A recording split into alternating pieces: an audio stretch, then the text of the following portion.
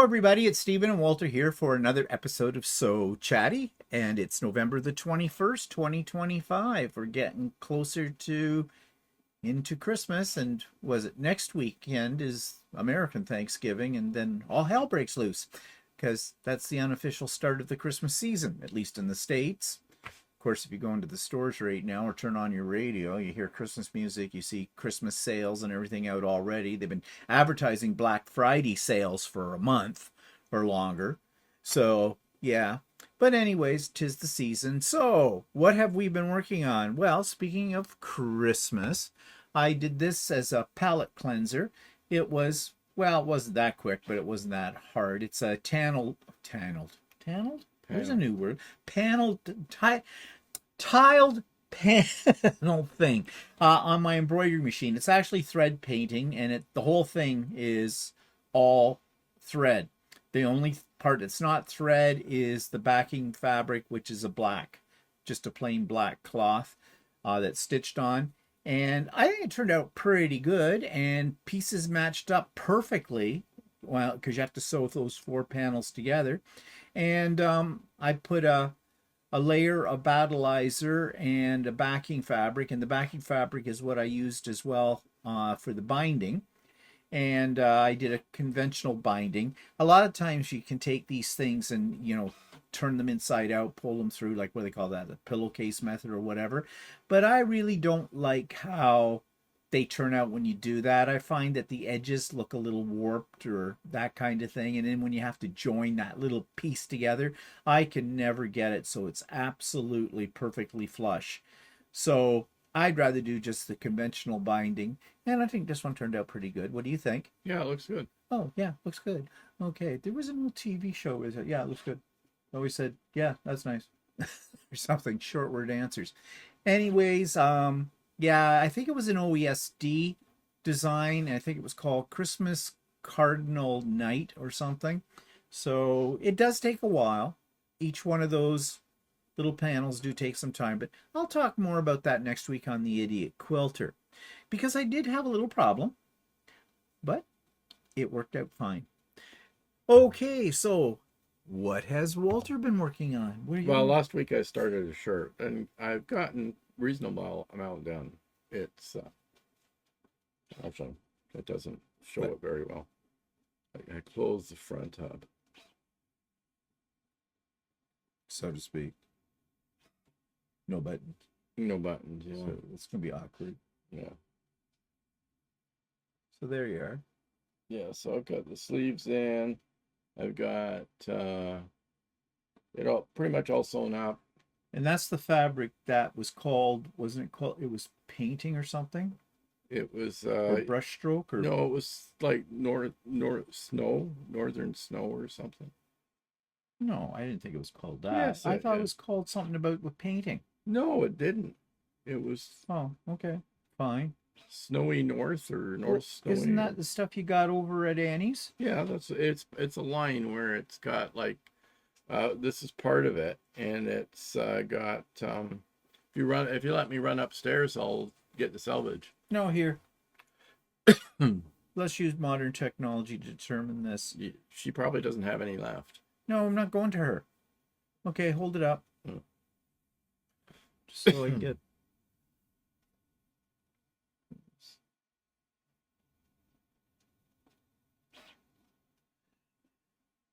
First snow. Yeah. Yep, it's by Northcott. Okay, there we go. I told you so. $5. Well, that's a fat quarter. Okay, so there you go. Isn't that so neat? Snow. And in fact, we're going to talk a little bit more about using your cell phone for color, because today we're going to talk about... So what did you do to find that? You went into Google, right? I went into Google, and there's a little icon up at the top on the search bar of Google, and it has a little, looks like a little camera. It doesn't actually, it looks more like a lens of a camera, little square, and you click on that, and then it opens up your camera, and you take a picture of whatever you want, and it goes in and finds a search. And it's great for fabric. If you're looking for fabric and you don't have the salvage and you're not sure it is, do Or that. you don't know the name of it. Or you don't know the name of it or things like that. But this will do for all kinds of items, and it's pretty good at finding them. Like I walked by a tree when I was out for a walk one day, and it had these berries on it, and I didn't know what kind of tree it was, and I didn't know what kind of berries they were. And you wanted to eat them, and you didn't want No, to. no, I saw somebody eating some of the berries from the tree, and I thought, Then they found them collapsed on the side of the road, and you knew they were poisonous. I don't know. They're poisonous or not. So I took a picture of it, the tree. Now I can't remember what the name of the tree was. But anyway, I took a picture of it and ran it through Google, and it told me what kind of tree it was. And actually it was a Saskatoon berry tree. That's what it was. You can also use that part of Google if you use Google on your computer as well. All you do is you just sort of drag and drop a picture of something into Google, and bingo, it comes up with it. It gives you all kinds of information and where you can go and find the stuff and that kind of stuff. It's a great tool. I use it quite a bit, actually. But we're going to talk about another tool that's sort of similar to that, but it's not Google when it comes to picking colors. So before we get into today's program, which I call Color Stress, and we'll discuss what that means in a moment. Announcements, Sewing with Stephen Wednesdays, as usual. You know the drill, the links in the show notes. Come with all the rest of us. We love new people as well to welcome into our group. And Pop-Up Sew Day this coming Saturday, which is tomorrow at the time we're recording this. That's November the 22nd, 2025, in case somebody sees this in the future and wants to know what we're doing. I open up the virtual doors at 8 a.m. Eastern Time, and we'll run until 4 p.m. Eastern Time. And the link is in the show notes for it, but those of you on my mailing list, you already got it as well because I sent it out on Monday. But again, it's a come and go as you please. And there might be a little special something for you for those that attend, but that's all I'm going to say. I say no more. My lips are sealed. Yeah. Okay, so yeah, that's tomorrow. Links in the show notes, as I said. Okay, so you saw the title, Color Stress. And what I was thinking of was many times, and I'm sure many of you have experienced this, we have been in our local quilt store, and there'll be somebody staring at all the fabrics. Now, oftentimes they'll have a pattern in their hand, but they're staring, and they're staring. And they're moving here, and they're moving there. And then inevitably, one of the salespeople comes up and says, "Can I help you?" "Well, I want to make this quilt, but I don't know what colors I should use." Or they have a piece of fabric in their hand and go, "I really like this color, and I really like this pattern, but I don't know what other colors I should choose to go with this." And they stand there and they stare forever. And it's like they're frozen. They're frozen in fear because people feel or are afraid they're going to pick the wrong colors and it's going to look horrible. Now, it's colors. Think about nature, okay? You look outside your window. Do all the colors coordinate out there? No, they don't. But somehow they go together because that's how color works. But for us as human beings, there's a deeper psychological level too about colors, which affect whether or not we're able to pick color. So today we're going to talk about the influence color has on us and how that leads into picking colors for whatever you're going to make, and also some handy dandy little devices or tools that you can use if you're one of those kind of people that don't trust yourself. And I'm going to talk about, and we're going to talk about how we pick colors too, and things like that along the way. But right now, let's take a look at the colors that appeal to people. What the general population finds as favorite colors. And they have done studies on this using demographics and surveys and polls and things like that. And guess what color is the most popular color in the world? I'll let you write it down. Let's ask Walter. He already knows the answer, though. I can't remember. Oh, good. It's the advantage of having Alzheimer's. I told him the answers already. He doesn't remember them, so it's like it's all new again. Okay, so what do you think? Blue? Yes, very good. Of course you'd pick blue because blue is one of your favorite colors and blue is my favorite color as well. But apparently it's the favorite color of a vast majority of people in the world. They have done surveys to find this out. Sky is blue. Maybe that's what it is. Water is, well, no, water is not can necessarily be blue. blue, It yeah. reflects the sky. But, or is it the sky reflects the water? I don't know. There's something about reflection in there. And I know someone's going to tell me, because there's always a few that know everything, and they will tell me, no, it's this way. And I'll go, ain't that nice? You do know what I mean when I say ain't that nice? That's something you never want to hear me say. That's so cute. Or that's so cute. Or bless your heart. They're all the same category, but I digress. So, looked at this in a little bit more detail. It's a key findings on color preferences they have found. Well, blue is, they say, is the undisputed leader. Multiple international surveys, including those by YouGov, whatever that is, and Crayola, the crayon people, have found blue to be the top choice across different countries and demographics. Well, you want to know something? If you go into, now this would be an interesting survey to do. Maybe next time I go into Ultimate Sewing, I'll take a look on their shelves, because they have most of their fabrics are organized by color groups. I wonder if the largest grouping of colors are shades of blue in there. I don't know. Where On the shelves at Ultimate Sewing, like in any quilt store. No, they seem to, I think they have their blue sections about the same as their other sections. What is it? We're guessing now because we've never paid attention to that. It'd be so next time we're in there, we'll have to pay attention to it. They organize their stuff by colors, so I just said that. yeah, okay. Again, old-timers. No, their blue section's about the same as the rest of their. Okay, that's what he said. And then they've got like teal, which is like an offshoot of blue. And well, moves to gorgeous green. yeah. But anyways, so speaking of that, they said other popular contenders though are green, red, and purple.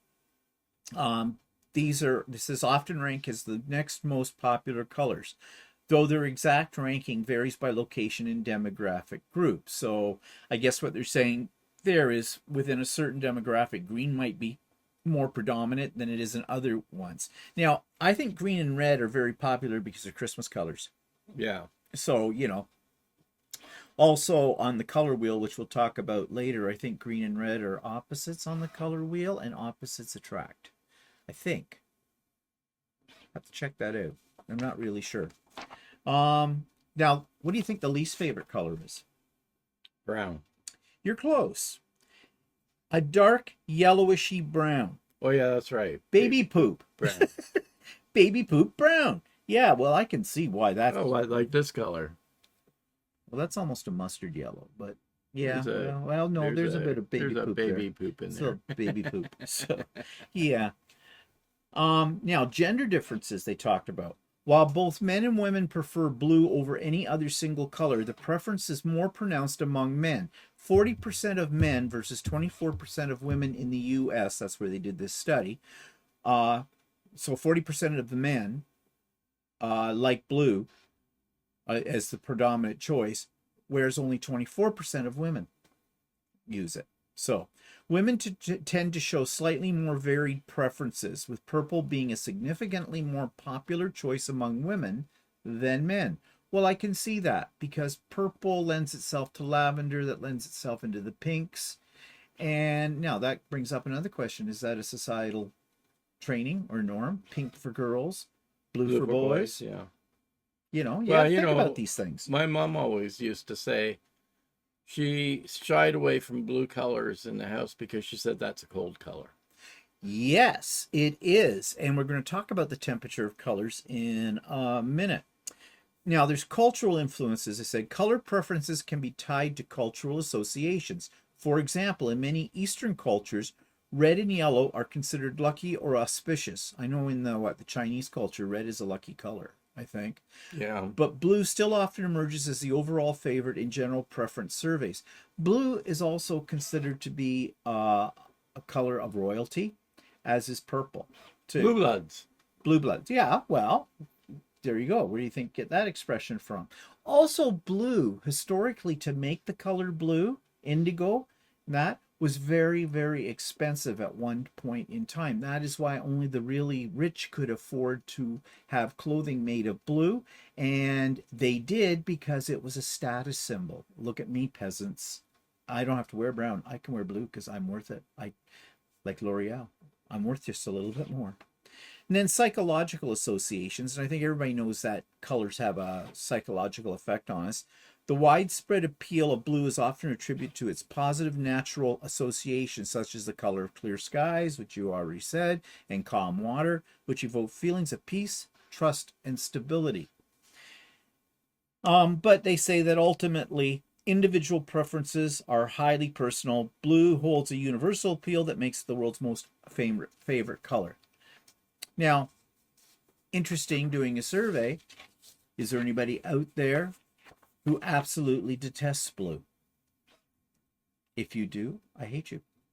I love blue. I have blue eyes. Blue looks good on me. And we're going to talk about that too, about how we pick colors according to what looks good on us as well. So, but what does color say about your personality then? So, what does this have to do with quilting? Our personalities pick our colors. When we go into a quilt store and we're looking for fabric, and not necessarily just a specific color, but a pattern, things like that, what we pick is a direct reflection of who we are, what we like. And our likes and our dislikes are very much key to what kind of person we are, what our personalities are. So, for example, red is often associated with fiery temperaments and stuff like that. So a person picking a lot of reds, you might think, ew, shouldn't cross that person. They might blow up on me or something. But blue, as already been stated, tends to be associated with calming influence. So maybe this is a very peaceful type of person, or you're a very peaceful person. And so you probably pick your fabrics according to your personality, and color plays part of it. So they say, while color preferences can reflect emotional needs or cultural associations, scientific studies have found that no significant universal link between a favorite color and a person's actual personality. The idea that a specific color choice reveals a fixed personality type is generally considered pseudoscience akin to horoscope. However, cultural and personal associations link certain colors with specific temperaments or emotional states. And then they have a table here explaining that. So although you really can't judge somebody by the color that they like as to their personality, there is still, what they're saying here in a very roundabout way is that, but yeah, it does have something to do with our personality. So red. So what do you think red, the personality that's associated with red? What kind of person is a red person? Vibrant, energetic. I don't know. Well, energetic, yes. Bold, yes. Passionate. I mean, think about why is Valentine's Day associated with red? Love, romance. Love runs passion. Yeah. Blue. Well, we've already said blue is calm, trustworthy, reliable. People drawn to blue often value harmony, inner peace, and stability, and are typically thoughtful of others. Well, I got 3 out of 4 of them right. No, never mind. And you, let's see, harmony. See, I like red too, so. Oh, well, God. And you know what you get when you mix blue and red? Purple. Green.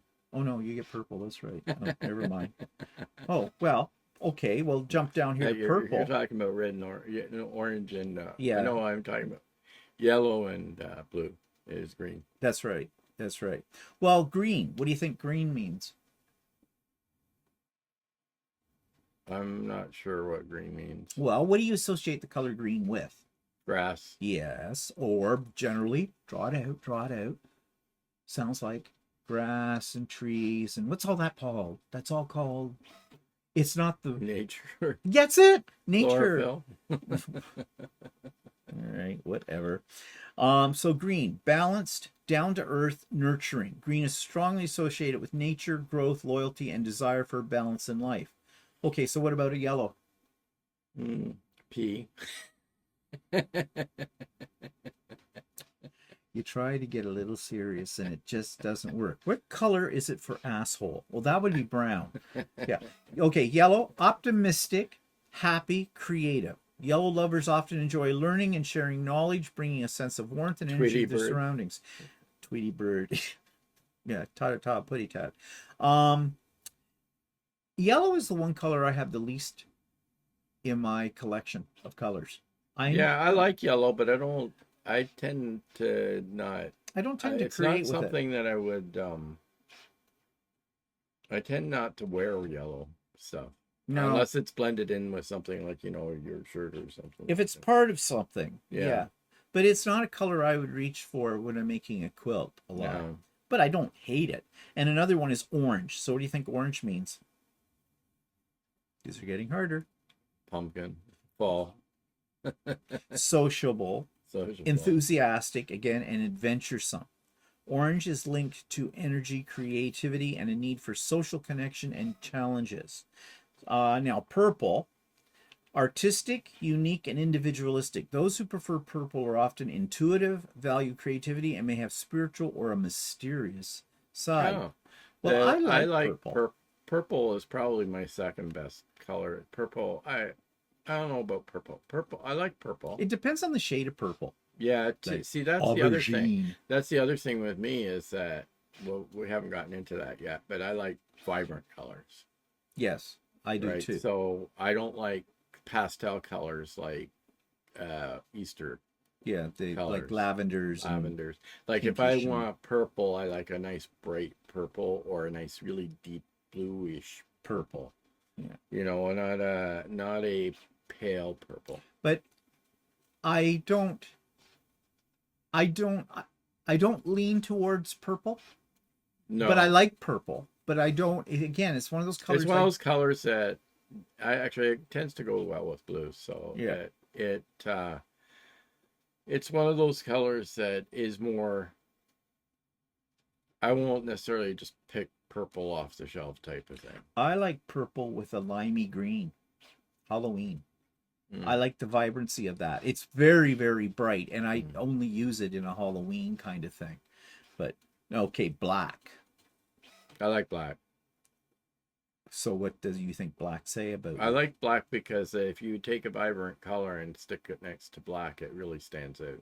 Well, it says it's sophisticated, powerful, and mysterious. A preference for black can indicate a desire for control and a value for one's inner world and privacy. See, I like black. I like black better than white. So well, be that way. Once you've had black, you never go back. Yeah. White. What do you think white means? Pristine, perfect, organized, logical, and independent. White is associated with purity, simplicity, and a desire for cleanliness and order. And I like white as a background. We were talking about that the other day. You like black, I like white. Yeah, we're black and white there. Now, but I like white because it always looks like he never wanted it, but I said, I don't mind repainting the rooms in my house all white because, or maybe, well, not an off-white. I don't like off-whites. Off-white look dirty to me, like creams and that kind of thing. But bone white or eggshell, I can work with eggshell or that kind of thing. And why? Because my theory is with white, you can never go wrong when you can accessorize in any colors you want and mix it up. And white looks clean. It's just very clean. And I like clean and organized and orderly. It looks too stark for me. Oh, yeah, you're black. You're always death. Hey, my dad, when I was a kid, I had black and white wallpaper, and I had on one wall, the psychedelic one that you look at it and you're and it goes fuzzy. And then I had 3 of my walls in my bedroom were painted bright orange, and my ceiling was painted black.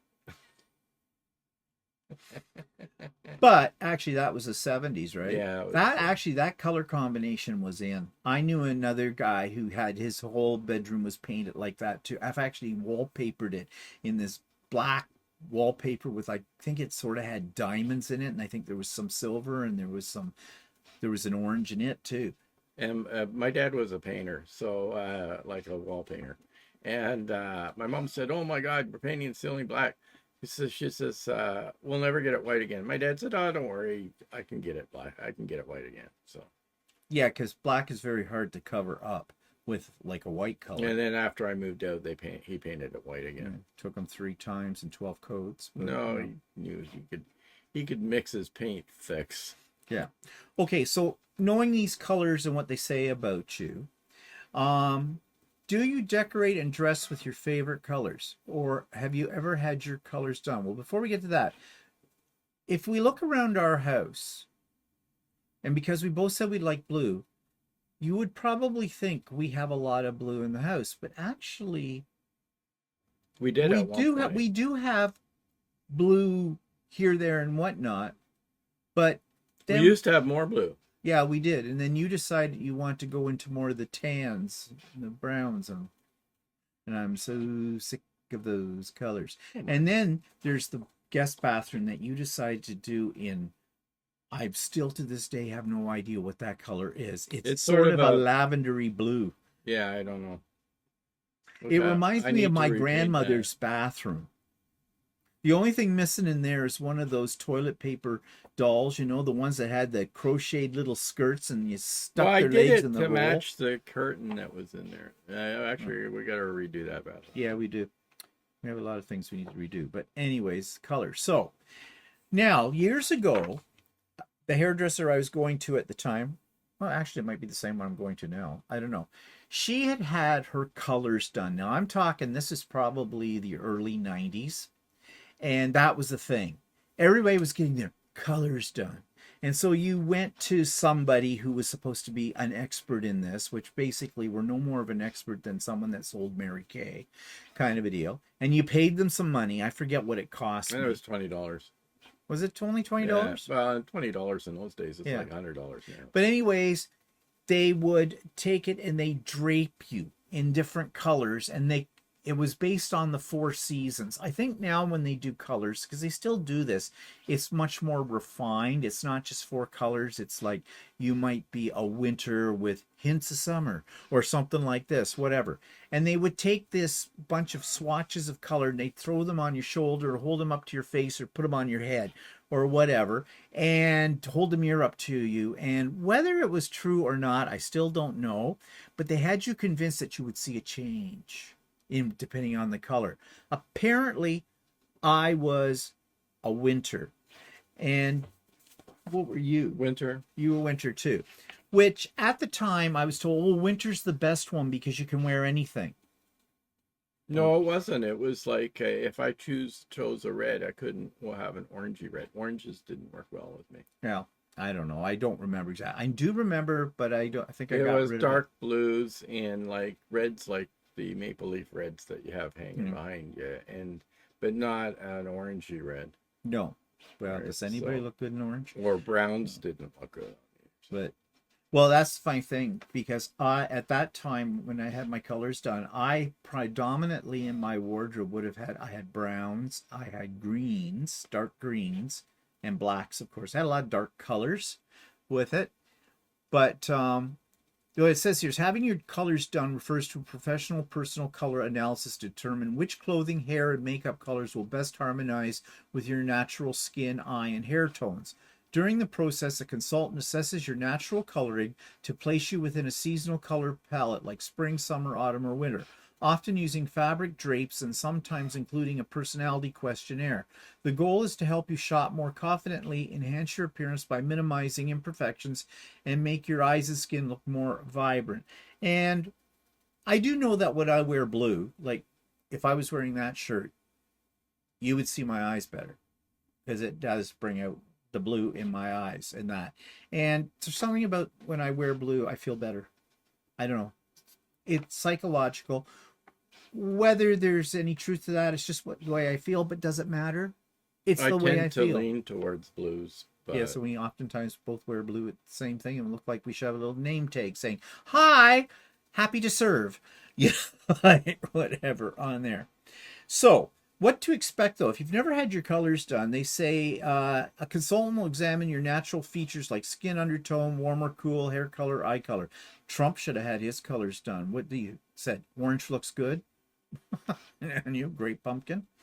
Draping, I've already talked about that, where they throw it around and they bring it up close to your face too, and they hold a mirror there, and you will.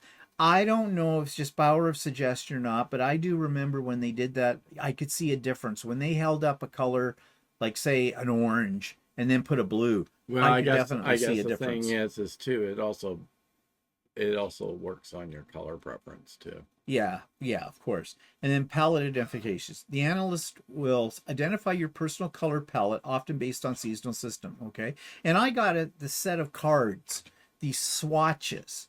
And the idea was you were supposed to, when you went in clothing shopping, you took your swatches with you and you, like paint chips, is what they look like, paint chips. And you held them up to that because this was your color palette. So if any of this, and if that clothing had any of these colors in it, then you knew that it would probably look good on you.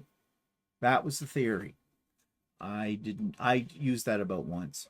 And I'm not saying it didn't work, but I guess what it does do is make you think about, because there are some colors some people wear and they just look hideous in them. They draw down their face, accentuates, what they don't really want accentuated, like wrinkles or things like that. And your hair color has a lot to do with it. Well, when I had my colors done, my hair wasn't this color. My hair was darker. But now, yeah. And that's just what it said. Recommendations. You'll receive a color guide, which may be a physical fan of swatches or a digital report to help you shop for clothes, accessories, and makeup. And I guess they still do this. And people buy into it. And I'm not saying necessarily that you should have it done or you should poo-paw this. I think there is some science behind it. But they say the benefits are like saving time and money when you're out buying clothes, getting what you like. I mean, how many times and I think this probably is more for women than it is for men, but how many times have women gone in, tried on all these clothes, bought something, got it home, and looked at it again, so what was I thinking, and take it back because it looked different in the store. But part of that could be lighting too. Yeah, lighting in the store will make things look different Yeah. than what they look like when you get it home. That's the same with fabric when you buy it, right? Yeah, and that's an important point about buying fabric. If the quilt store has a lot, and most of them do, fluorescent lighting, because that's the way it goes, if you can get near a window where there's natural light coming in and take a look at it in natural light, it will look different. And that's why they make these things called lights. And I have one. I wonder if the fabric stores nowadays have gone out, put daylight fluorescence. I don't know. That's a good question. Be good question to ask store owner. Yeah. What kind of lighting they have. But part of it would also depend on would also affect would be the color of their walls. Yeah. Because I know that if I hold up something in our bathroom that's done in this lovely, whatever shade you called that when you did that one, I'm not talking about the lavender bathroom. Oh, that's because I picked a shade that was in that curtain that was there. So, but things look very different in that room because of the color of the walls than they do, say, even in this room, because this room is white. What you can see of walls, with that kind of thing. So it reflects onto it. Look for more vibrant. Wearing colors in your palette can make your skin look cleaner and your eyes more striking. Well, also what having your colors done allows you to do is think outside of the box, because we all get set in certain color choices. We do that with clothes, but we do that with quilting fabric as well. I know if I see a blue, I lean towards it. And a lot of quilts I have made have blues in them, and I have other colors, but for some reason I'm always drawn to blue. that's why a lot of the shirts that you see us wear will have blue in them. They talk about looking more confident, improving hair colors, yeah, blah, blah, with all of that. So, next question then is, now we're thinking here about picking colors out for a quilt, although we've been talking about clothing, but clothing is just an extension, or quilting is just an extension of your personal tastes and colors, and your clothes represent your personal tastes, as do your decor in your house. So are you more attracted to the design of a quilt or the color? What for you? Well, actually, if I see a quilt pattern or something like that, and it's like a finished quilt, I will tend to like that quilt because I like colors in it more than looking at the pattern. Yeah, I'm kind of Right. that way too. I don't know, for me, I sometimes have a hard time looking at a pattern and envisioning it in a different color. Yeah, I do too. But what I've done lately is, okay, I may be attracted initially to the color, but then I look at the pattern and decide, like, because the one thing I'm attracted to in patterns, if there's something with stars in it, I'm really attracted to stars, like Ohio stars or those kind of But things. like if I see a pattern in bright rainbow colors or something like that, then I'll go, oh, that looks cool. And you want to know something? A lot of people are love patterns when they see them that they're done in the rainbow colors. That's very attractive. And here's why. This is my theory. I don't have anything to back it up. It's just my theory. The reason we were attracted to the rainbow colors, because that is the spectrum of colors in the way light refracts through air, creates those colors. They're very natural. They're a natural progression. They are in nature. So, and if you think about it, they have all the colors. But actually, I was thinking the other week when we were doing a So Chatty, I think it was So Chatty, you were looking at masculine colors, Yeah. right? And you pulled up a masculine pattern, and it was done in blacks And and browns dark browns and dark. blues, and it had. I liked that pattern. Now that particular pattern also showed you could see it in different colorways as well. Yeah. And if I had seen the quilt in the different colorways than the main one that they showed, if I had seen it like in the green colorway or pink colorway, I would looked at it and I don't like that pattern. Yeah. But you want to know something else when you're talking about that? That was somebody else's idea of what a masculine color scheme was, wherever I found that on the site. Yeah. And it tended to be darker colors in it. But part of it is our cultural upbringing. In North America, men are trained from birth to go for darker colors on things because there is a certain stigma about bright, bold colors, flamboyant, if you wish, in that. And men are conditioned to stay away from that. Women, they can get away with it. And certain prints too, like men's, well, you don't do florals because that's girlish, whereas women, hey, no problem with the florals. And I think that's cultural conditioning, that right from an early thing. This is why our shirts stand out when you make it and we get comments when we go, because women too are conditioned to think that men should have this certain color range. And when a man wears a shirt that doesn't fit into that mold, it stands out. And they go, ooh, I really like that, because they weren't expecting a man to wear something like that. This shirt especially gets comments, but mainly because of the design. Well, you get all the potheads. I get all the potheads. I attract all the potheads. Yes, it is a weed. It is. It's not a pretty flower. It's weed. Yeah, I knew that when I got the fabric for it. But I thought the colors were pretty. But see, even in this one, it's almost rainbowy. Yeah. And I like rainbow. But everybody loves rainbow. Everybody loves rainbow. Now, there'll be someone in the comments say, I don't like rainbow. Okay. You do you. So back here, we digressed a little bit. So, every year they have a color of the year. And I don't know if maybe some people pay attention to that. I know that when they announce the color of the year, you will find patterns or you'll find sample quilts and that made with the color of the year as the focal color.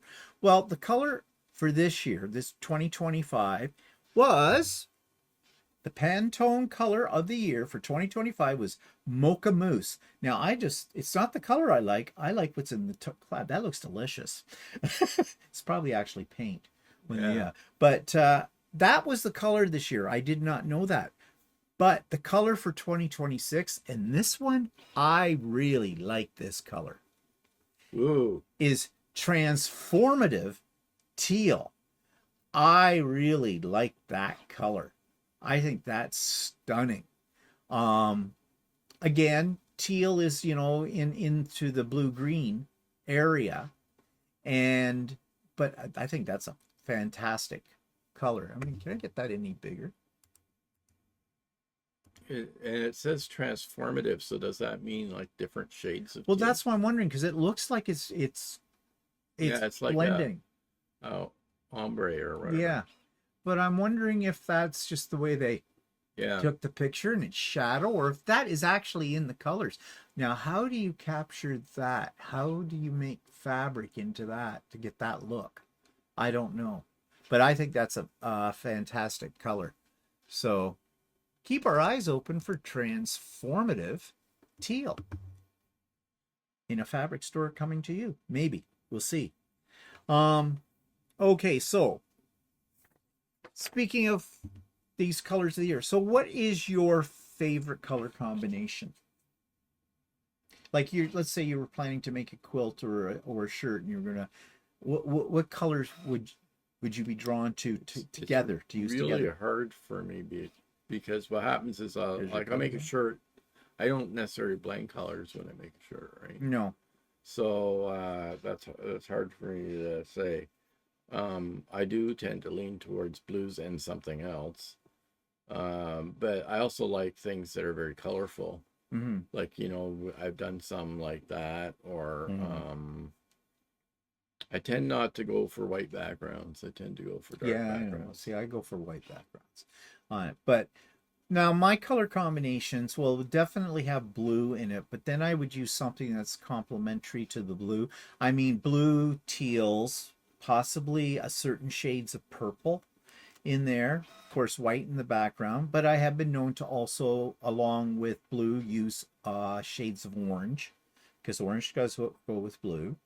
That kind of thing. But anything that's in the bluey, tealy kind of color range are my favorite kinds of combinations. Yeah, I'd probably go more like blues and purples, and I would probably not tend to blend like orange and yellow and stuff into it. So on the other end of the spectrum then, what's your least favorite color combination?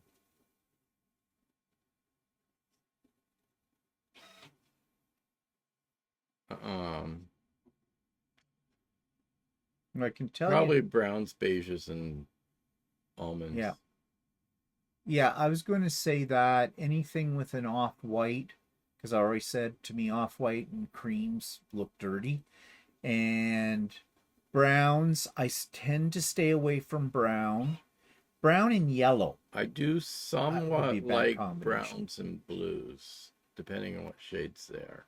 Depends also on quantity. How much of those colors are in something. We'll talk about that in a moment too. But I like vibrant colors. Like take this shirt that I'm making now with this fabric. These are colors I probably wouldn't put together myself, right? No, I wouldn't either. They've got a lot of the stuff in it that I probably wouldn't use. But together, I like the way it looks. Yeah. But it's not what I would instantly think of.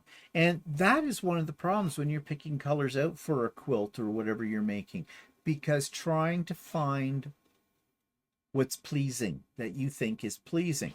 So there are tools that can help us with that. That's my little segue there. So of course, everybody knows the color wheel, right? But how many people actually use a color wheel? And there are many different types of color wheels. They're all basically the same because the colors are the same, but it's the way you use them. They have some that you spin around, they have a little window and you put your fabric underneath it. I had one of those at one time. I still do somewhere. I probably have 4 or 5 different types of color wheels around here.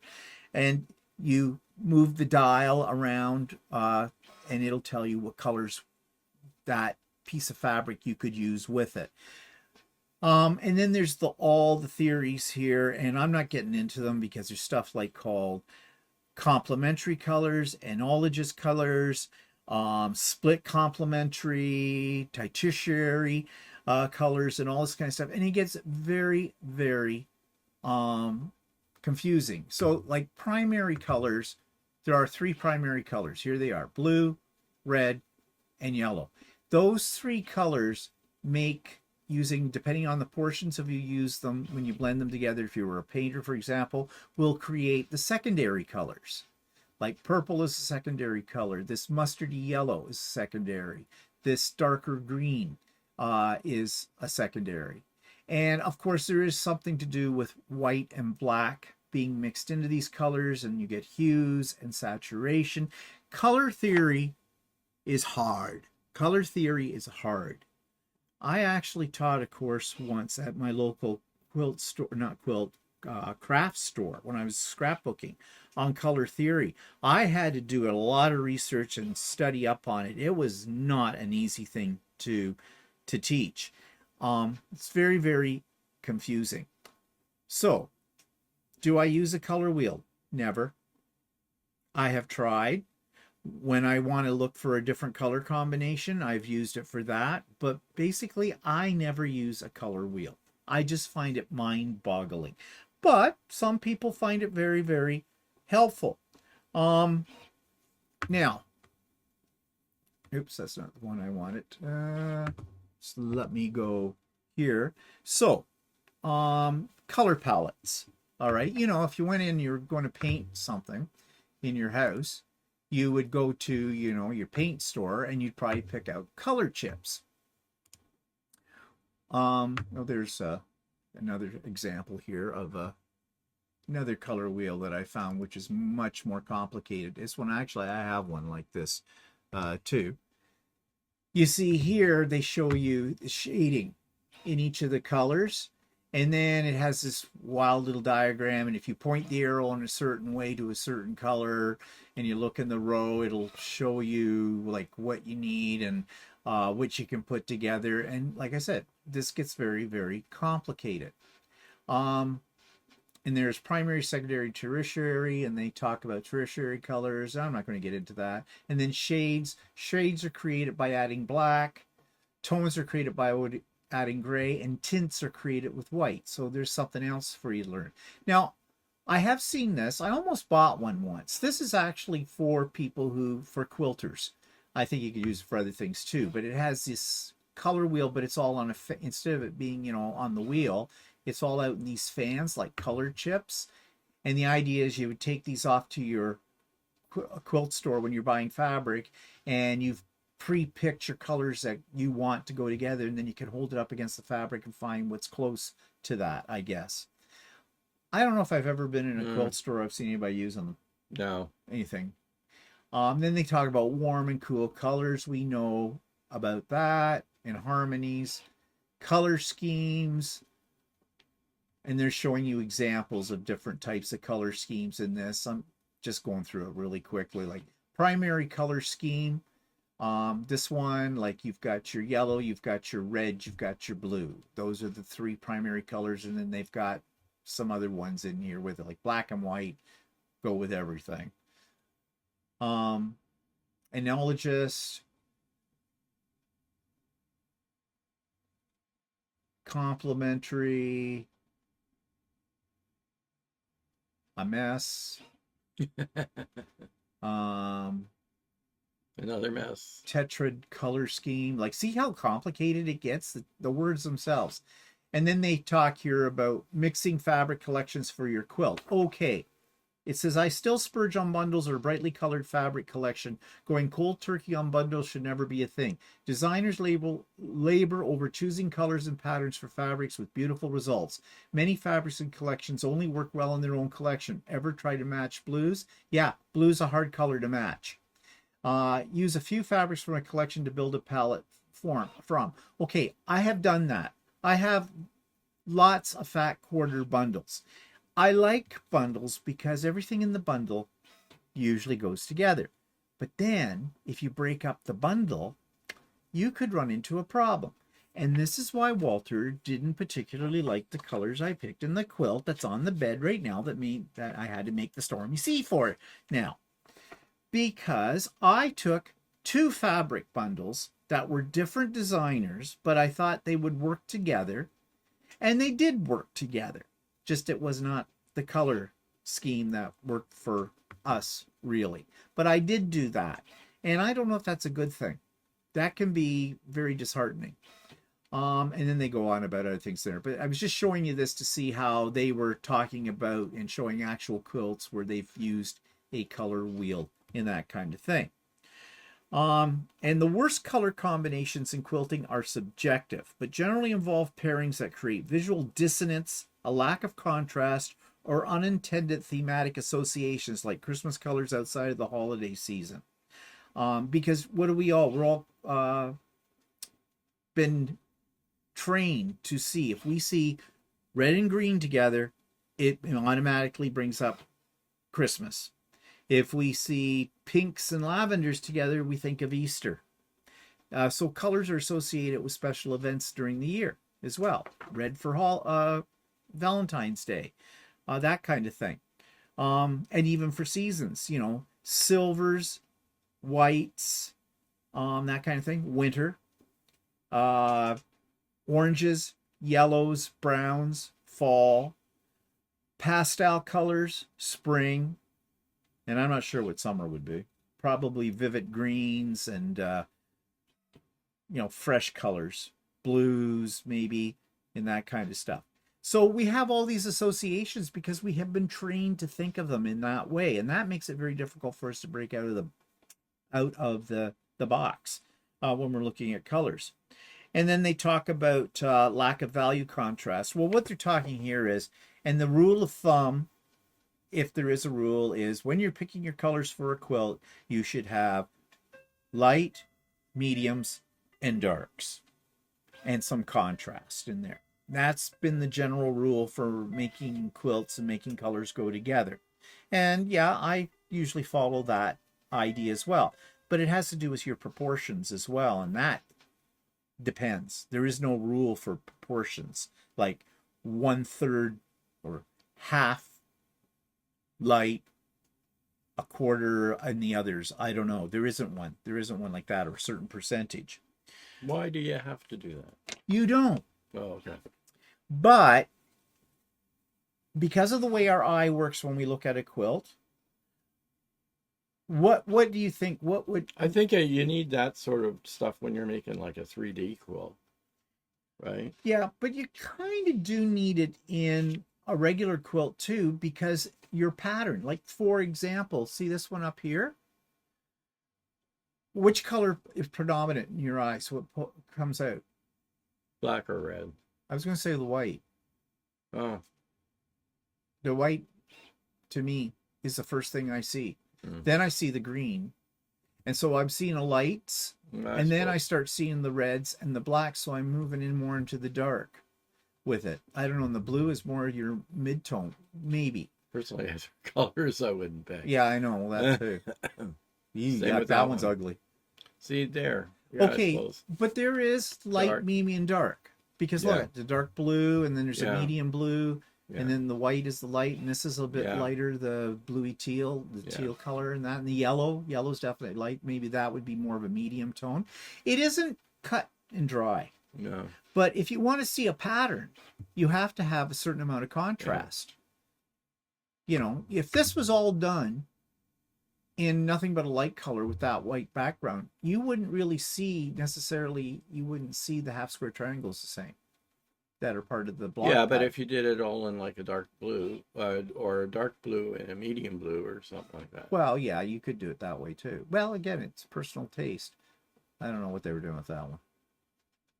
But here, now here, this one is where they move from light to dark across, so it makes your eye move. That's the other thing about color. It focuses your eye and makes your eye move around the quilt. Too. But that also has like 3D elements to it too. Yeah, and the 3D elements are created by the lights and the mediums and the darks, the way they're put in there. That's ugly. Don't go for that color scheme at all. Yes, there is ugly combinations. I don't care. You know, we're always very nice in the quilting community. When someone shows us something they're working on, we all ooh and ah and go, that's wonderful. But behind their back, we go, my God, that was the sickest color combination I ever saw in my life. Yeah. But yeah, well, actually, that happened in a class I went to, and it was a class that you went. No, actually, you did the quilt later on. There was a sample quilt hanging up in a class that I was taking, and it was all pastel colors. Like it was like pale purple, pale yellow, pale pink, pale blue, what I call Easter colors. Yeah. Right. And a lot of the women that were coming into this class go, oh, I love the colors in that quilt. I love the colors in that quilt. And I didn't say it, but I was going to say, I hate the colors in that quilt. And later on, you did that quilt. Is that the one I did with K Facet? Though you did it with K Facet. And the lady that had made the sample quilt, she was teaching the class. And she said to Steve, oh, I hate your colors. Yeah. She told me, I don't think you'll be happy with that. Those colors, they just won't work with it. And I said, but I like them. And I'm going to do them. And then after I got it all finished, she says, I didn't think that would work, but it works. Yeah, it did. Because she was a person that liked pale colors. Yeah. And these were vibrant. Very vibrant. They were vibrant, and I like vibrant.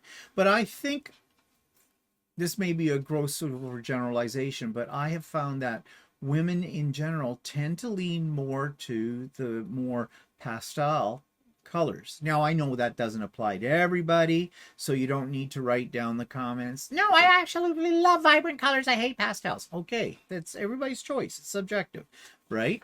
But I have noticed that women tend to gravitate towards the pastels. Yeah, and I've noticed that, like, when in that class and that, it was always, well, I was the only man, but I mean, it was a lot of women that were saying that they liked pastel. And I've seen that on some of your classes, and that people hold up a quilt and it's all done in pastels, right? And it may be a very nice looking quilt, but I don't like the color. Yeah. But again, it's all subjective. It's whatever floats your boat. You're making the quilt, it's yours. Yeah, I know. Obviously, they're making the quilt, and they obviously like those colors. So, you go with it. I mean, someone said the other day on one of our sew days or something, have you ever started working on a quilt and you thought the colors were going to work and you just hate them? And do you get rid of, do you stop working on it and discard it? Or do you fight your way through it? And I think the general consensus was, nah, we may feel guilty about stopping it, not completing it. But if it doesn't bring you joy, then why are you fighting it? It's like a book. I used to read a book from cover to cover, whether I liked it or not. If I absolutely hated the book, I would fight my way to the end. But that's what it was. It was a fight. Now I have learned that if I get reading a book and I really don't like it, I put it away. I don't bother with it. And I don't feel guilty about it because it's not bringing me joy or happiness. So the same with quilts. Okay, so they talk about problematic color pairings. And again, they say this is, of course, subjective, but they talk about one is brown and black. Well, I learned, here we go, cultural effects on your color choices. I learned at a young age, you did not mix brown and black. If you were wearing black dress pants, you did not wear brown shoes, and vice versa. But guess what? A few years ago, it was very popular to wear black pants and to wear brown shoes. So, there's a rule that is a broken rule. If it was a rule. I had that same thing with brown and black and beige. Right. I actually was I went shopping at this store once, and they had this jacket on sale that was beige and black, sort of a sandy beige, Yeah. right? And I thought to myself, that doesn't really go together. I bought it anyway. And actually, I kind of liked it. But I have seen some quilts, and I'm trying to think if one of the quilts I saw was an art East quilt where one of the animals was done in black and brown. Yeah. Maybe it has to do with the design. Well, it probably does to a certain Actually, extent. it's certain browns and certain blacks sometimes go together. Yeah. I don't, it doesn't really annoy me. Well, to go back to the color wheel, that's probably, or color theory, that's probably has to do with hue and saturation Yeah. too. How much, because black is not black. Yeah. You can have there are various different blacks shades of brown. and So. brown too. They also say gray and brown. And they say the reason for that is neither color provides the necessary pop for the others without careful selection of shades. Mm. And then they say bright red and green. Unless your intention is a Christmas themed quilt, this combination can look overly festive or kitschy, they say. Well, I have to admit that Christmas time, red and green work together. Like bright red, bright green work together at Christmas time, as you expect it. But if I see bright green and red, I'd stay away from it. Remember that couch else. that people had at one point in time? Oh, yeah. And it had red and green, and all I could think of it was Christmas. Yeah, it looked like the Christmas couch. Yeah, the Christmas couch. That's right. Purple and yellow and mustard yellow. So purple, yellow, they say / mustard yellow.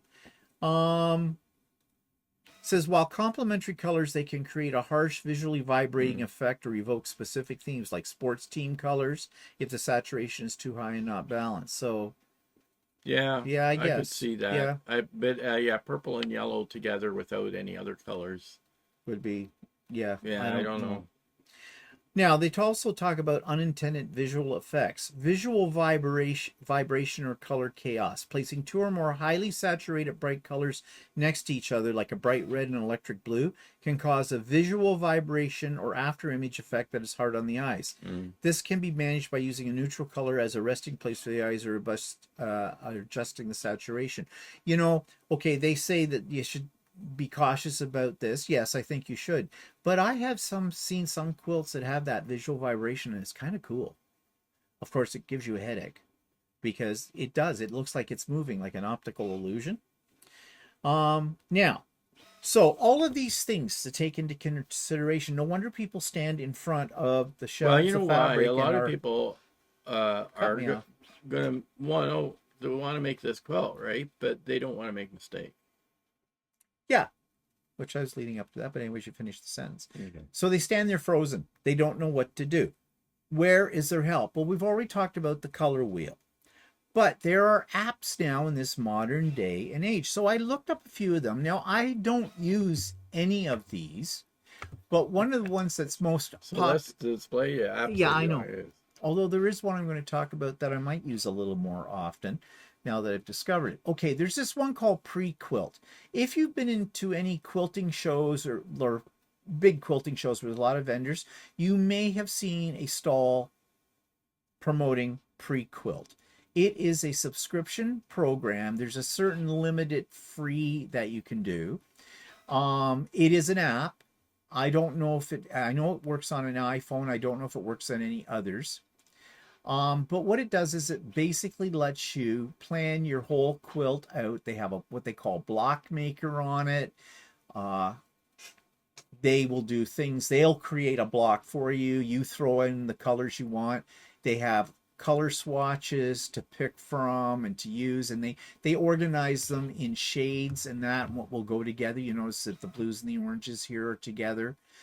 With it all. So basically what a color wheel does, except in a little simpler format. They've got something, they work with printed fabric swatches. They have a fabric calculator, so you want to figure out how much fabric you're going to need. It'll tell you that. They have a fun little thing called a randomizer, which will design your quilt kind of from some bare information you put in. You can create coloring pages. And they have a help guide in it, and they have a YouTube channel too. And all this, and they say there's an 11 module free introduction to Pre-Quilt course. So you can go to YouTube, put in Pre-Quilt, and you can watch this. I think I've watched one of them.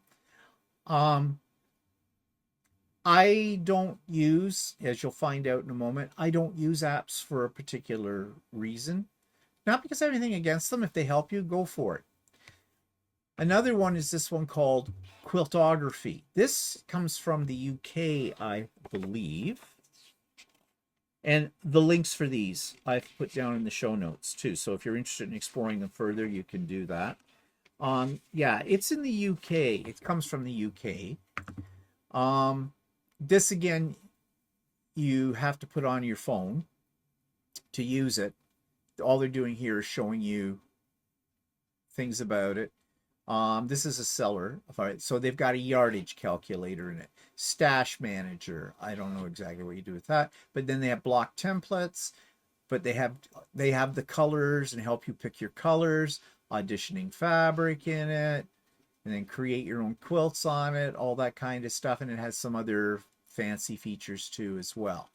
But again, if you were stuck for colors, or what they might look like in certain blocks, then something like this might help you pick your fabric out with it. Then there's something called Quiltink. Now this one, they have basically the same stuff. They have patterns already in it. This is another paid one. And these paid ones are all subscriptions, and that's why I don't own them, because I'm not paying for them every month. I wouldn't use them that often. But they have a design wall built into it, tutorials, color patterns. They help you pick colors, custom palettes you can make up, fabric requirements. All these things will help you pick your colors. But it's a paid thing. So, yeah. Another one, of course, probably the granddaddy of them all, is Electric Quilt. Everybody's heard of Electric Quilt. Electric Quilt is very expensive. It's not a subscription. You buy it. But you can download fabric swatches into it, color swatches. You can design complete quilts in it. You can print out then all the cutting requirements with both a rotary cutter, or with, in some cases, they'll do paper piecing as well. It is a very robust program. I own it. I don't use it that often. I have used it to design certain quilts. It has a very steep learning curve. It is not easy to use. But if you're really serious about designing patterns or whatever, and playing around with different block styles, different color combinations, this one works very well for doing that kind of thing. And that's what I do use it for, is for those two principles. But it does a lot more than just that too. I've got books that take you through it lesson by lesson. Yeah, spent a lot of money on those books. Never used them. Never used them. I'm a kind of on a need to know basis kind of person. Plus, you forget. If you don't use it all the time, you forget how to use it. So this is not for the uninitiated. If you don't want to spend the money, if you really aren't serious about learning how this program works, then I don't recommend purchasing it. It's for very serious people, like for designing things.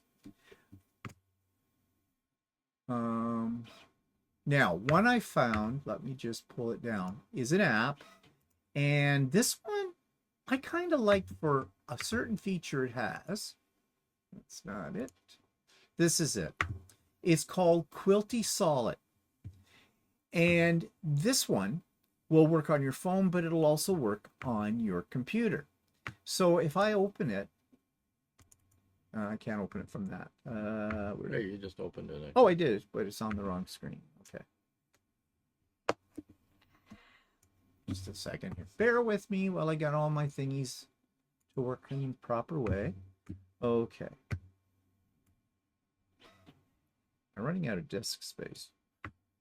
Moving this stupid magic mouse. There we go. Okay. Get up there. Get up there. Let's blow it up. All right. Here's what you'd see on your phone. And It's got settings, so you can update your fabric settings. So you can pick in here from a list that they have. I don't know if you can add anything more to it. I don't think you can. But you'll notice it has thread too. Are you showing it on your thing? I don't know. I don't Oh. see it. I don't see your screen. Did you? Oh, no, because, you know, you're a pain in the ass. Okay. You really are.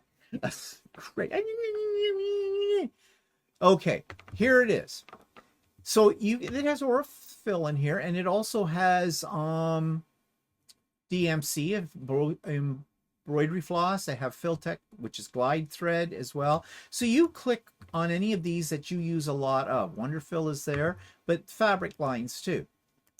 So, you know, they've got all your major ones in here. Mode, of course, is here too. So you set it up for that. So color list. So up here, you can pick whatever you have that I just filled out. So if I want to look at, or let's look at Moda fabrics. So here we go. We have all the colors that Moda has in solids. Now, the key is in the name. Quilty Solids. This works only with solid colors. It doesn't work with prints, obviously. But here you have, this is all the hues.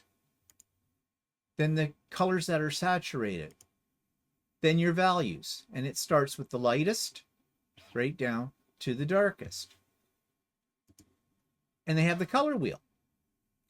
And it shows you where all the colors in this line of Moda fabrics fit on the color wheel, so you can branch out. So let's say I'm looking at the blue, but I'd like a different shade of blue. Well, I can find that here, and I can find it in here as well. And so it will tell you what that color is, what it's actually called in the line of fabrics.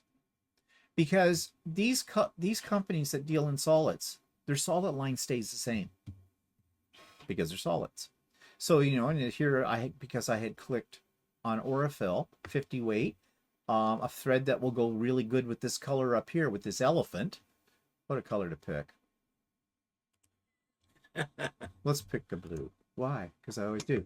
Okay, so Orfill 2725, 50 weight cotton, light wedgewood. Now, when we're piecing quilts, we don't care about the color so much. Most of us probably use a white, an off-white, a light gray, or a very light beige or tan for piecing. But you might want to quilt the quilt using Orfill. I don't. I use glide, but that's in there too. But this might help me pick colors. I just found this. So for glide, for example, here we have glide. I could look at my collection and see if I have 90 to 85. But wouldn't it be a thread that would end up... well, that's on, it would match this. Yeah. But it might give you some idea. Yeah. Now they've got something called harmonies, though. So I think if I move this, or no, I guess complement. If I want complementary, depends on what I had in it. But it's not going to be an exact science. No. But it gives you ideas. Yeah. You know, if you're standing there and you're not sure what to do, I mean, how many people when they pick threads for quilting, I take 4 or 5 different ones I think might go good, and I pool them on top of my quilt to see what, you know, I think was going to look the best. And then I say, oh, and Walter, I'll go, what do you like? And he usually goes, usually the one that I like, he goes, I don't like that. Or pick a color that's totally off the list. Yeah, whatever.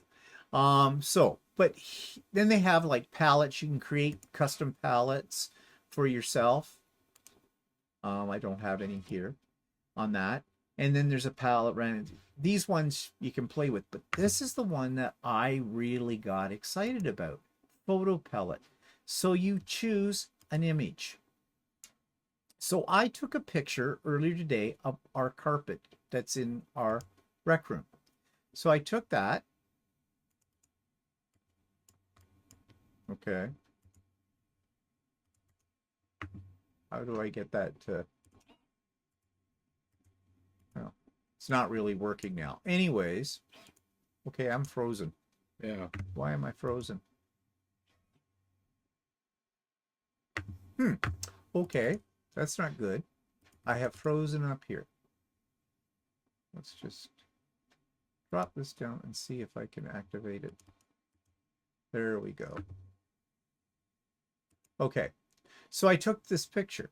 I dropped it in, and now it creates me a swatch list of all the colors that are in that picture. And there's quite a few, actually. That's and cool. it's telling me what lines, like Northcott's Colorworks, Moda Fabrics, that kind of thing. Now, you wouldn't use that many colors in a quilt, but you could pick the ones that you like that are there and see how that works out. So you just, click on, and I'm going to go lavender. Hey, let's do eggplant, aubergine, Chinese red, and let's put in a light. I'm just picking really at random here, not being very serious about it. But I don't have to do it with all solids too. I could just pick a line of fabric if I want to, or even thread.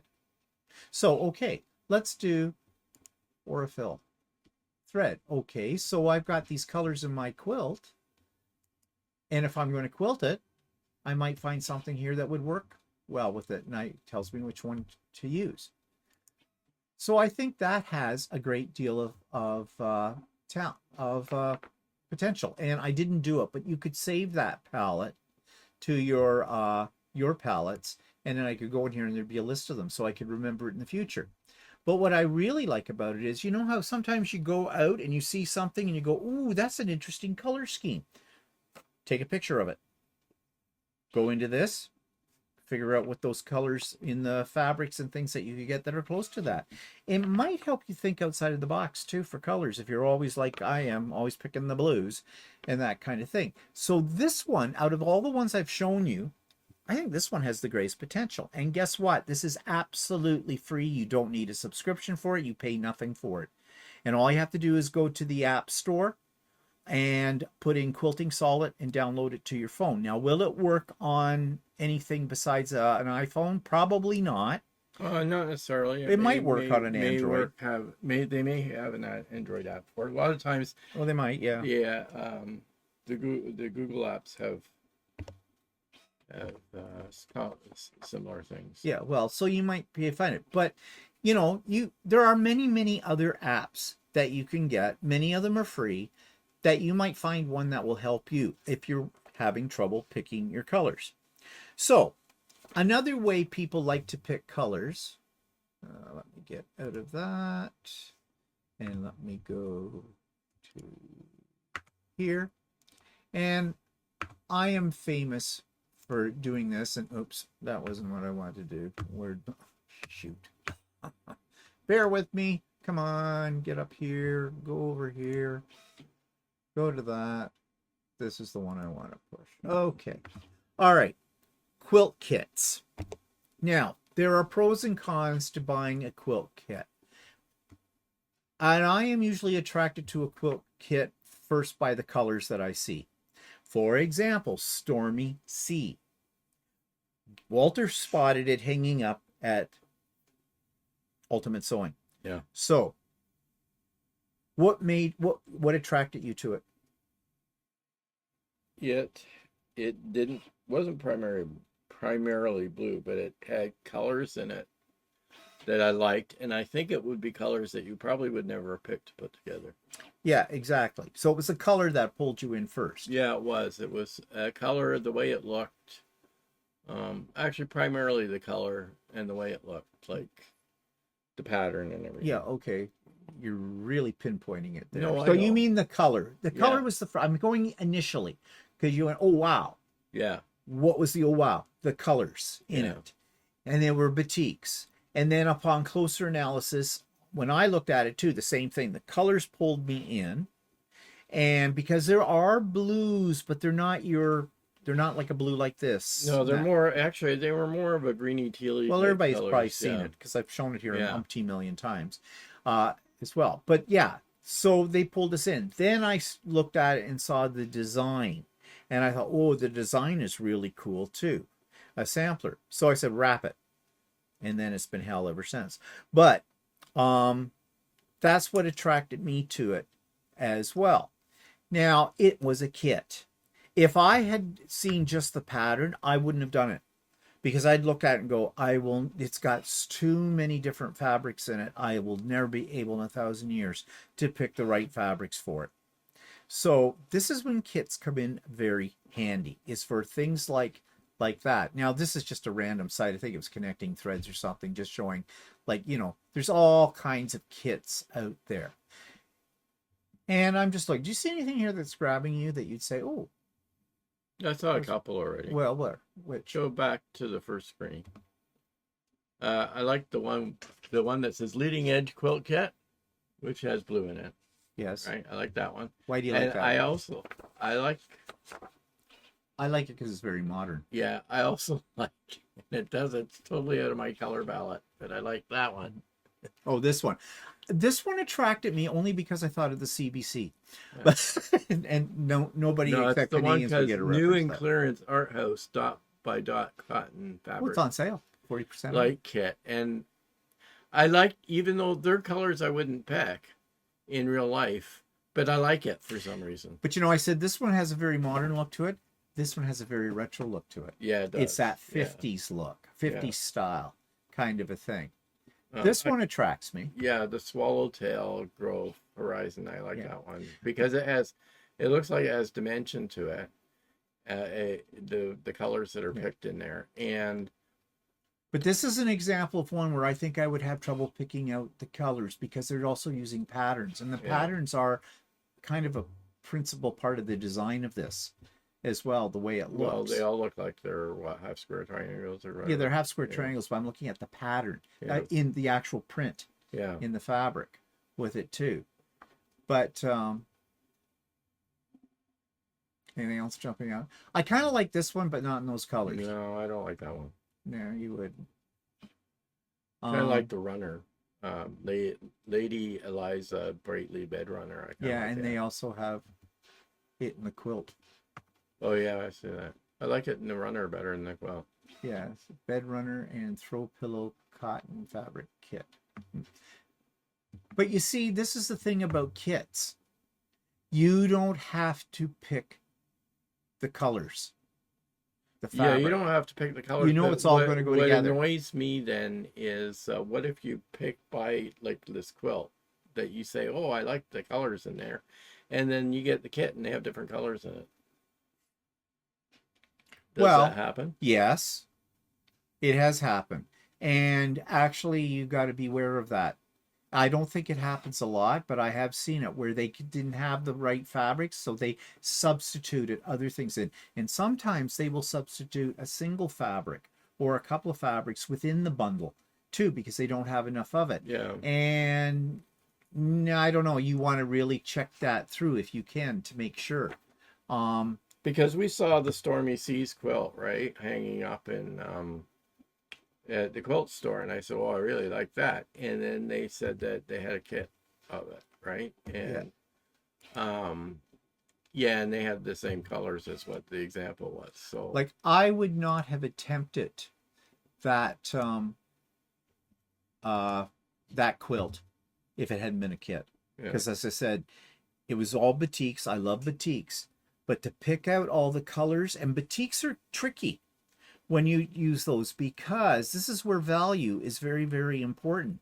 But in batiks, because of the way it's patterned and the whole bit, it can really, if you don't pick the right combination of them, you may not get the end result that you thought you were going to get, because you have to have certain things, like you wouldn't see the pattern, basically. You could run into it being like just running together. So that's why a kit was good there. And another thing that, and I'm trying to stay away from this because I bought too many of them and I've never used them, but they get me because they're so pretty. And that's bundles. Fat quarter bundles. Like when they purposely put them together like this to attract your eye, because you see that goes like a rainbow kind of a thing, or an ombre or something when you see it. And they look really nice. Now, the thing, though, is if you buy a fat quarter bundle to make a quilt with, your colors are all going to go together. Of course, you're still going to have to do some sorting through them, pending the pattern. But but they do take out the challenge of having to pick all the individual fabrics on your own. So there's lots of ways to avoid color block or color stress. Okay. Another way is, well, how do I pick colors? I've told you all these things now. Now I'm going to say I don't do any of them. Well, I do, but more unconsciously. I have a pattern in my hand. I look at the colors that they suggest in the pattern. But you're never probably going to get, unless you buy exactly the fabric they list, and half the time your store may not carry all of them or not carry the full line. You can't get it all, and that puts you into a stumbling mode, like, what do I do now? I can't get this. And I've heard many people go in and look at a quilt on display at Ultimate Sewing and go, I want to make that quilt. And they'll say, yeah, well, here's the pattern. No, I want to make that quilt and I want those fabrics. I want exactly those fabrics. And they go, I'm sorry, we're sold out of some of those. And then there's a whole rigmarole about it because the person is lost. They don't know what to do. So what you do is what I do is I pick my focal color. I look at the pattern and go, what color is standing out the strongest as soon as I look at this pattern? What pops out at me? That's my focal color. And usually your focal color, well, you have to look at the quantity of it that's in it. So then I find that focal color and then I start pulling off. If I need 5 other colors, 4 other colors in this quilt, I go to the shelves and I have my focal color in my hand and I start pulling out my other colors. Now, this is where you want to use the rule of, or the quasi rule of light, medium, and dark. And so I start pulling them out. And I may pull out, let's see, for my light, I may pull out 2 or 3 fabrics that will go, but they'll fall in the light. And then when I've got all the fabrics pulled out, I lay them all across each other and I pick what I need from that. I see how they go. And if you do that, lay them out so you can see them. Yeah, they're on a bolt and you're pulling them off the shelf, but they expect you to pull them off the shelf. Just be neat about it. And if they have a work table somewhere, that you just lay them down. You don't have to unroll them or anything like that. Just on top of each other. And you'll see what doesn't work. Your gut will tell you. If you go like this and go, don't use that color. You want to go, oh, use that color. If it goes, you don't use that color. That's all you have to do. That's all I do. Trust your gut. So that's how I pick my colors for a quilt. How do you pick? Well, I don't make a quilt. I make a shirt. Oh, that's usually all. But how do you pick what color? What you think a fabric is that's going to make a nice shirt? What do you? I just have has to have a pattern that I like, and it has to be a pattern that's either has to be a right size print. It has to be colors that I like, and it has to be one that doesn't end up looking like it's in rows. Why? Because I don't want stripes. Okay. Like some patterns are like like remember we picked a peacock pattern out of my stash? Yeah. That I thought would work for a shirt. And then when I got looking at the pattern, it ended up being rows. That's right. So I didn't like the way it ended up being rows. Yeah. So yeah. But you see, that's his method for shirt making. A little different than making a quilt, but not all that different. But see, I don't usually have to pick unless I can make the color a different color than the. Yeah, you don't have to pick as many colors. I don't have to pick as many colors. You just pick the fabric and it's one color, and that's the way you go with it, one pattern to it. But anyways, the bottom line is this in color selection. It doesn't need to be complicated. Go with your gut. I mean, what did you do when you got dressed? If you're going out somewhere, how do you pick the clothes you're going to wear? You go with your gut. Oh, I don't know what some people pick because I've seen them in the mall. Just want. I've seen them in the mall. We do. What were you thinking when you put that? We just have one rule: black is not a slimming color. If you're not slim, it's not going to take the pounds off. I'm sorry. But anyways, I'm sure there'll be a few of you who'll debate on that one, but it's not. Especially those skin tight leotards. Oh, good God. But we're not going to go there. We do a whole show on what not to wear. But anyways, yeah. And also look in your house. How did you figure out what you wanted for furniture, what you wanted to put on your walls, how you paint it, and the whole bit? You probably used your gut on that. Maybe with some help with some paint chips, but that's okay. You know, there you go. You want a cheap, free color scheme? Go to your paint store. Pull up paint chip. Paint chips. No, I meant chips. Pull up paint chips for the colors you're thinking of, because you know what's on the paint chip? They have them all down by lightest to darkest. There's your hues and everything. Yeah.